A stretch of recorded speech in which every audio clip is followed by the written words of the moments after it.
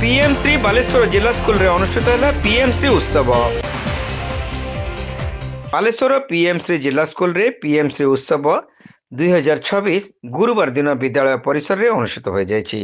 मुख्य अतिथि भाव राज्य शासक दलर उपमुख्य सचेतक गोविंद चंद्र दास जोगदे उत्सव को आनुष्ठानिक भाव उद्घाटन करने सहित केवल चाकरी बा अर्थ उपार्जन पर शिक्षित होगा जरूरी नुहे बरं यह व्यक्तित्व विकास रे सहायक होइथाय बोली निज वक्तव्य रे कहिथिले। 2036 विजन पई एबेठारु निजको प्रस्तुत रखिबा सह निज मध्य थिबा लुकायित प्रतिभार विकास करने पई श्री दास उपस्थित छात्र छात्री मानकु परामर्श देथिले। मोर कोनी कोनी पिला मानकु अनुरोध करमी जो झियो मानकु दुहिता दुही कोल को हिता, कारण आम बापा माँ हमको झियो जन्म देइचंती, इमिति आमे केभे भी किछि भूल करिबा नाही।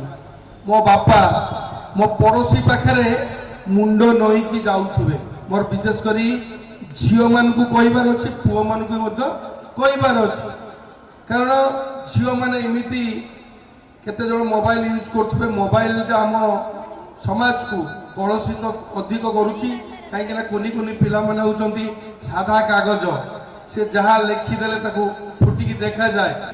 कारण मोर आशा रहिबो ए पीएमसी रे मु सबु मंच रे पीएमसी रो जो अभिमुख्य अछि जो कथा कहूतले मु आइला बेले भी हम बालेश्वर रो जो गौरव बढ़ाई गोटे भिन्नक्षम झियो क्रिकेट खेले की से ना रखी फुलमणि सोरेन, जो झीटी आज नाचुला एते सुंदर नाचुला, तार ढंग भाग एते सुंदर थिला। मु मानस बाबू कहूँ देख झीटी बहुत बढ़िया सुंदर नाचुची, कारण यही नाच ये राज्य स्तरीय नुहे पूरा पूरा समग्र भारत वर्षर भी मध्य आवश्यकता पड़ी पारे। कारण समस्त आम जानिचु समस्त चाकरी थुआ नहीं, चाकरी यही माध्यम भी खेल माध्यम निजर कला कौशल को आमको देखा विभिन्न प्रकार अच्छी ताकू नहीं भी जापर जहाँकि आज पीएमसी मेलार तार आभिमुख्य कहते। मुख्य वक्ता भावे सदर विधायक मानस कुमार दत्त जोगदे छात्र छात्री मानकर उज्जवल भविष्य निर्माण में केवल शिक्षक शिक्षयित्री बा अभिभावक मानकर दायित्व नुहे, एथिपाई उत्तम शैक्षिक परिवेश सृष्टि उपर मध्य गुरुत्वारोप करथिले। आपण माने हमर कुनी कुनी पिला माने जानी थिबे, हमर वरिष्ठ जतिके लोक माने अछंती बा हमर शिक्षक शिक्षयित्री माने जानी थिबे कि 1947 मसीह जितेबाला भारत वर्ष स्वाधीनता आड़ को आसिला, जितेबाला भारत वर्ष स्वाधीन भारत रे निजर संविधान प्रतिष्ठा करिकी देश को गणतंत्र शासन आसिला, सेतेबेले आपण माने पूर्वतन प्रधानमंत्री जानी थिबे जे भारत वर्षर सृजनशीलता पाई भारत वर्ष को आगु को नवा पाई दिल्ली रो लाल किला रु नारा देथिले कि भारत वर्षर दुईटी प्रतिबिंब जय जवान और जय किसान। ये नारा से समय रे थिला।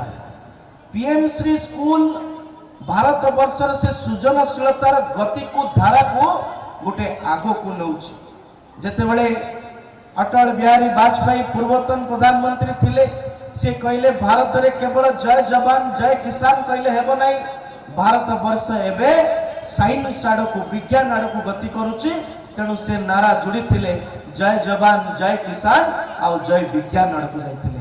किंतु जेतेबेले किछि वर्ष पूर्वरु लाल किलार प्राचीररु वर्तमान प्रधानमंत्री श्री नरेंद्र मोदी नारा देले कि जय जवान जय किसान जय विज्ञान और जय अनुसंधान। ये अनुसंधान जात है PMC school, prime minister school for rising India.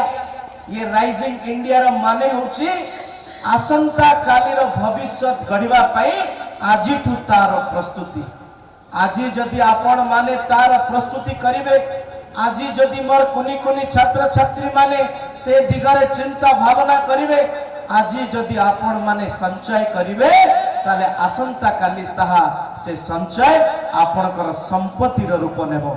संचय कोउथरे करिवार अछि, संचय आमर पारिपार्श्विक परिस्थिति रे करिवार अछि। एठी छात्र छात्री माने एते सुंदर स्टॉल लगेइचंती, जोउतरे साहित्य सृजनशीलता अछि, जोउतरे कौशल विकास उपरे लगेइचंती, जो क्रीड़ांगन कथा लिखिं जो आमर दैनंदिन जीवन रे जदि रीतिमरिया जीवन रे आमे केमिति आत्मनिर्भर हवा से बजार कथा विषय रखिं मु तांको अनुरोध करुछु विजन 2036 जेतेबेले जिला स्कूल ता विषय रे निजर अंश ग्रहण करुछि एठी प्रधान शिक्षक अछंती मु तांको अनुरोध करुछु कि PM rising school PM Shri school केवल गोटे फंक्शन भितर सीमित होकर न रह जाओ बालेश्वर जिला प्रशासन को बालेश्वर जिला स्कूल रु आसंता कालीर बालेश्वर पई विजन डॉक्यूमेंट दिया जाओ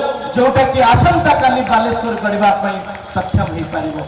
सम्माननीय अतिथि भावे जिला स्कूल पुरातन विद्यार्थी परिषदर सभापति डाक्टर सुरेंद्रनाथ साहू संपादक श्यामसुंदर महांती एवं विद्यालय परिचालना कमिटीर कर्मकर्ता चित्तरंजन पृष्टि जोगदे निजर वक्तव्य प्रदान करथिले। विद्यालय प्रधान शिक्षक सुधांशु शेखर प्रधान सभापतित्व आयोजित यह विशेष कार्यक्रम प्रारंभ में छात्र छात्री मान द्वारा सामूहिक वंदे मातरम गीत गान करा जायथिला।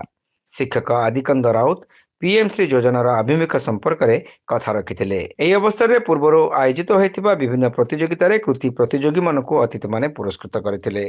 शिक्षयित्री भाग्यश्री साहू शेष समस्त को धन्यवाद अर्पण करथिले। सभा पर विद्यालय छात्र छात्री मान द्वारा विभिन्न प्रकार सांस्कृतिक कार्यक्रम परिवेशित होइथिला।